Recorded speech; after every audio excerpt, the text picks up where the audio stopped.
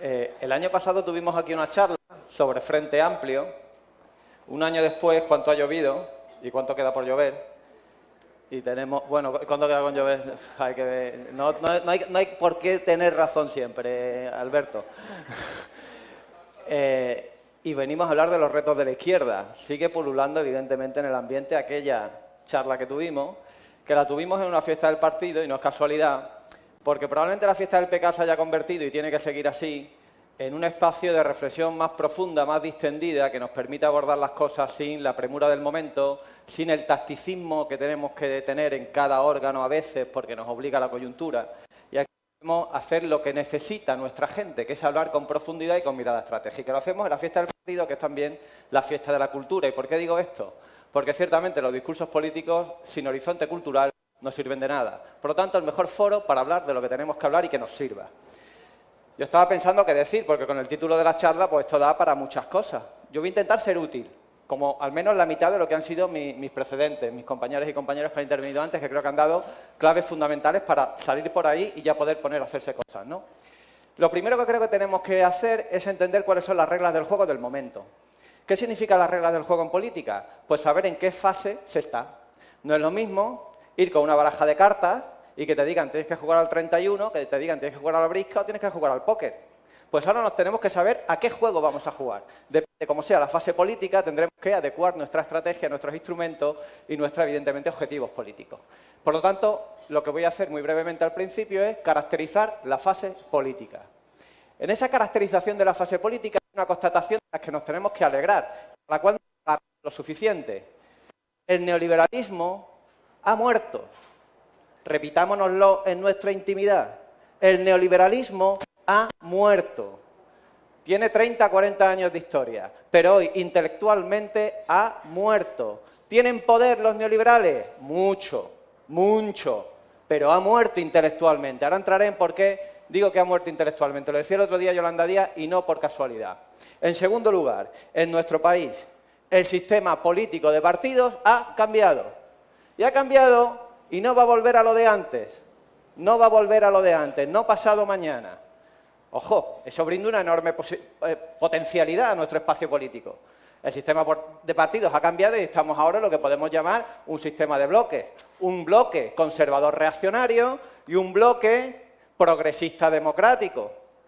Podemos estar de acuerdo que en ese marco tenemos una enorme potencialidad, no en vano. Estamos en el gobierno de la nación por esa condición de posibilidad que da el sistema de bloques. Pero también hay que ver la otra cara de la moneda. La alternativa es muy peligrosa, porque la alternativa a lo que estamos desarrollando nosotras y nosotros en alianzas con fuerzas progresistas es un bloque conservador reaccionario que plantea una estrategia de involución antidemocrática. ¿Por qué? Porque las fuerzas conservadoras están débiles frente a las fuerzas ultraderechistas y son los que están marcando la agenda incluso del Partido Popular, que nunca sabremos muy bien qué engendro político es ese en términos de derecha, derecha moderada, ultraderecha o lo que quiera ser. Por lo tanto, yo aquí cojo una caracterización que plantea un intelectual italiano, progresista, Paolo Gerbaudo. Él dice, estamos en una fase neoestatista. ¿Qué quiere decir eso? Pues que si vemos lo que están haciendo hoy nuestros países, nuestros estados, con las transformaciones económicas que se tienen que acometer por la necesaria, imprescindible, impepinable descarbonización, si vemos lo que está aconteciendo con las tensiones geopolíticas y el proceso de desglobalización, perdona Alejandra que estoy utilizando las palabras que tú has dicho que tenemos que aterrizar, pero tenemos que empezar por aquí, que como hemos visto que se ha gestionado la pandemia, los estados han hecho cosas que no habían hecho hasta ahora, porque hasta ahora habían partido de que aquí no se gasta un dinero en gasto público y han dicho si no gastamos dinero, si no hacemos gasto público, se nos hunden las economías. Por lo tanto, lo que estamos viviendo es que el Estado cada vez interviene más, sea gobernado bajo partidos de derecha, bajo partidos progresistas. Es una condición de esta fase, que el Estado interviene más, porque si no, no sobreviven ni siquiera los intereses de las propias oligarquías nacionales. Esto se hace en un marco de disputa entre la izquierda y la derecha, en donde a mi modo de ver esa incertidumbre, ese malestar, que evidentemente tiene nuestra gente y tenemos nosotras y nosotros también, y el hecho de que no sepamos cuándo va a llover es un motivo suficiente como para tener esa incertidumbre, se están vehiculando a través de tres conceptos en torno a los cuales la incertidumbre pues, de la gente intenta encontrar sentido, interpretación de lo que ocurre. Los tres conceptos son soberanía, control y protección. Soberanía, control y protección. Esos significantes, y ahora entraré en detalle, se llenan de significado, quieren decir una cosa u otra en función de los intereses de clase que se imponen. ¿Me explico? Nosotros hablamos de soberanía. Hablamos de soberanía porque hablamos de soberanía popular. Hablamos de soberanía porque hablamos de democracia real. Hablamos de soberanía porque hablamos de un Estado que cree las condiciones de igualdad entre los ciudadanos y las ciudadanas. Pero habla también de soberanía la ultraderecha. Pero cuando habla la ultraderecha de soberanía, a lo que se está refiriendo es a soberanía nacional, a supremacismo blanco, a cierre de fronteras.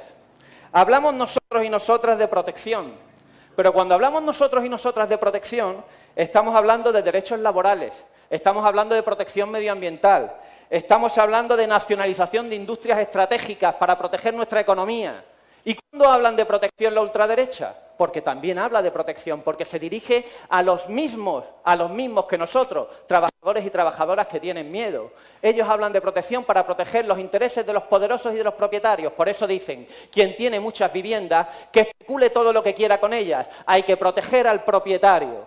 Por eso, cuando ellos hablan de protección, de lo que están hablando es de la protección que atenta contra los derechos colectivos. Y nos hablan de ley mordaza, nos hablan de restricción de derechos, nos hablan de cadena perpetua y nos hablan de aumento de gastos militares. Y ambos estamos hablando de protección, y ambos estamos hablando de soberanía. Nos estamos disputando el mismo campo político sobre dos conceptos que atienden al estado de ánimo de nuestro pueblo. Y el último, que era el control.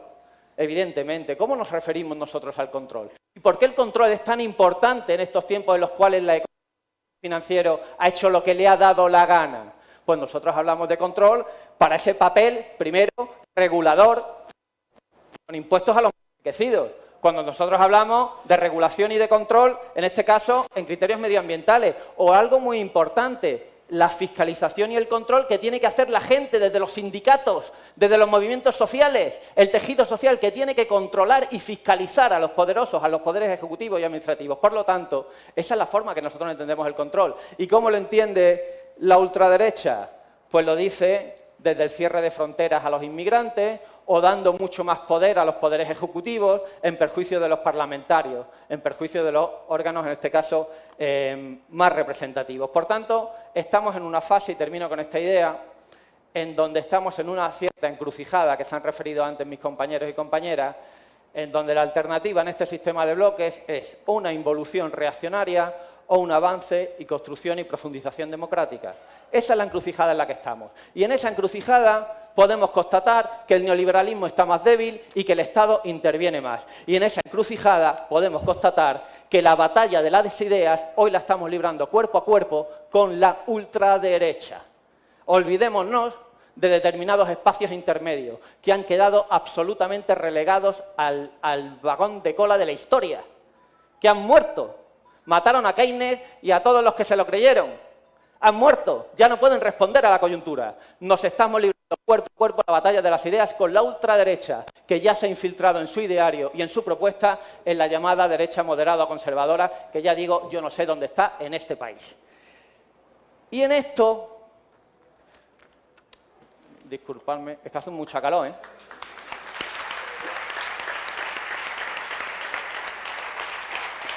Y en esto, como decía aquel, y en esto llego a sumar. Gracias, compañeros, que creía que era el mío. ¿Qué es sumar? Es lo primero que, claro, ¿qué es sumar? Porque de hablar tanto de algo, pero sin definirlo, bueno, lo primero, que sumar está en construcción, por lo tanto tampoco nos vayamos a intentar buscar una definición de sumar cristalizada, una foto fija. En política no existen las fotos fijas, los que estamos aquí y las que estamos aquí lo sabemos perfectamente. No obstante, sí podemos advertir lo que pretende ser y en torno a lo que se está conformando. Sumar no ha dicho que quiera ser un partido, punto uno. Repitámonoslo, Sumar no es un partido, por si alguno tiene dudas. No es un partido. Pero Sumar se ha dicho que quiere ser un movimiento. Y quiere ser un movimiento que incorpore a la gente y que incorpore a los partidos. Y aquí estamos nosotros interpelados.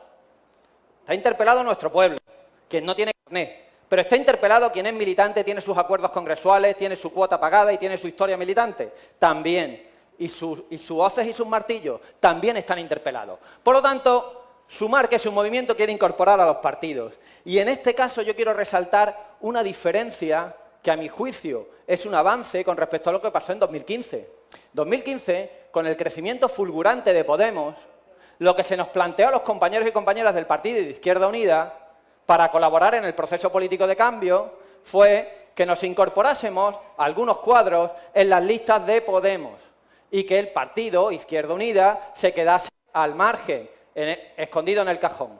Aquello fue un error garrafal. De hecho, no fuimos juntos. Fruto de que no fuimos juntos, no dimos el sorpaso al Partido Socialista cuando los números habrían dado. Y hay que recordar que habríamos superado al Partido Socialista de haber ido unidos cuando tocaba ir unidos. Claro, porque las cosas hay que hacerlas bien. Hay que hacerlas bien.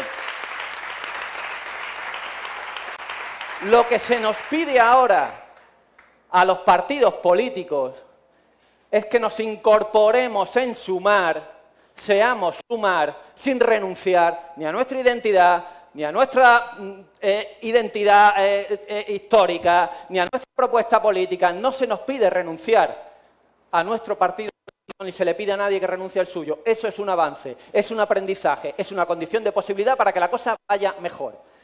Por lo tanto, si somos organizaciones que queremos contribuir y que queremos estar en Sumar, lo que nos toca es entendernos en relaciones de multilateralidad basadas en el respeto mutuo. Con sentido común entiende que tiene que hacer en todas partes. Tampoco tenemos que ser tan inteligentes como partidos políticos cuando la gente lo hace todos los días en sus puestos de trabajo, en sus asociaciones o con sus familias. Por lo tanto, el papel histórico de Sumar, ¿cuál es?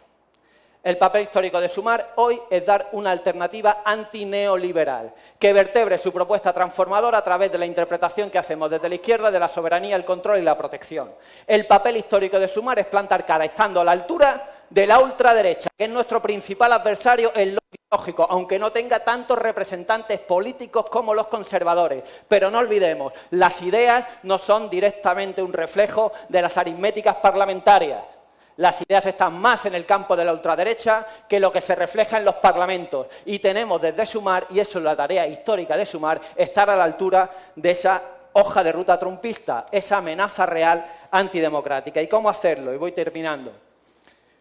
Pues bueno, vamos al ABC de nuestra historia. Vamos al ABC. A cualquiera que preguntemos aquí, a cualquiera que en algún momento haya querido cambiar algo, aunque haya sido que peatonalicen su calle, lo primero que ha tenido que plantearse es ¿cómo incorporo a mi vecino? La primera pregunta. Y de esa pregunta y esa respuesta vienen todas las demás. Por lo tanto, hoy la primera pregunta, la ontológica, el demiurgo de lo que venga, es que hay que incorporar a quienes hoy no están en política. A quienes no están en política. A todos esos que durante años, muchos de ellos y muchas de ellas se han movilizado, se han esperanzado, han votado, a algunos han cogido un carné y después los han guardado, que están desesperanzados en su casa, que están desmovilizados, a ellos hay que incorporarlos a la política. Por lo tanto, tenemos que romper esa nube que nos está midiendo la derecha de ruido, de crispación y de politiquería. ¿Qué es la politiquería? Las falsas promesas, poner la política en el campo de la intriga, de la telenovela. Eso está alejando a la gente de la política porque eso está permitiendo que unos pocos sigan ganando escaños en perjuicio de las fuerzas progresistas. Por lo tanto, huyamos de ese ruido, de esa crispación y, por supuesto, no caigamos en la toxicidad. La toxicidad en las filas de la izquierda no ayuda a incorporar a la gente a la política. La toxicidad no es responsable, la toxicidad no está a la altura. Evidencia quien plantea la toxicidad como forma y gramática política, debilidad. Seamos responsables y no caigamos en la toxicidad, no caigamos en la politiquería, huyamos de eso. Y planteemos muy al contrario, lo que necesita todo movimiento que quiere ganar y quiere transformar. ¿Y qué necesita cuando estamos hablando de tantas diferencias, de tanto ruido, a veces también de tantos resquemores? Pues igual que nos pasa con nuestra pareja, igual que nos pasa con nuestros seres allegados.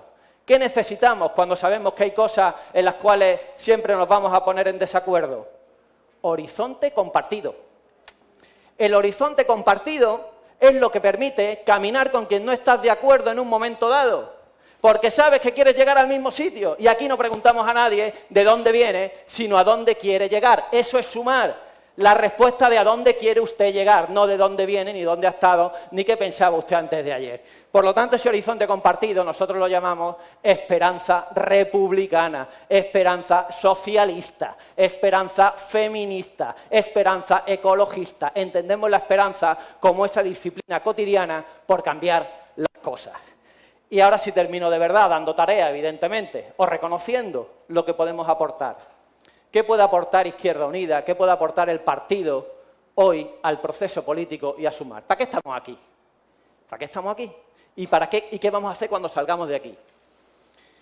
Evidentemente, yo creo que estamos bien posicionados. Hemos sido, en este caso, una fuerza política inteligente. Está bien ubicada en el mapa político, está contribuyendo a que este movimiento Sumar avance con fuerza.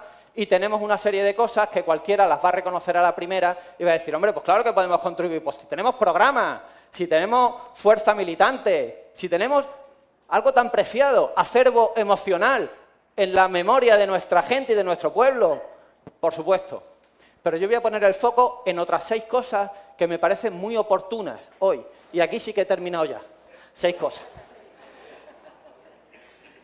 La primera, podemos contribuir con el optimismo de la voluntad, que diría Gramsci.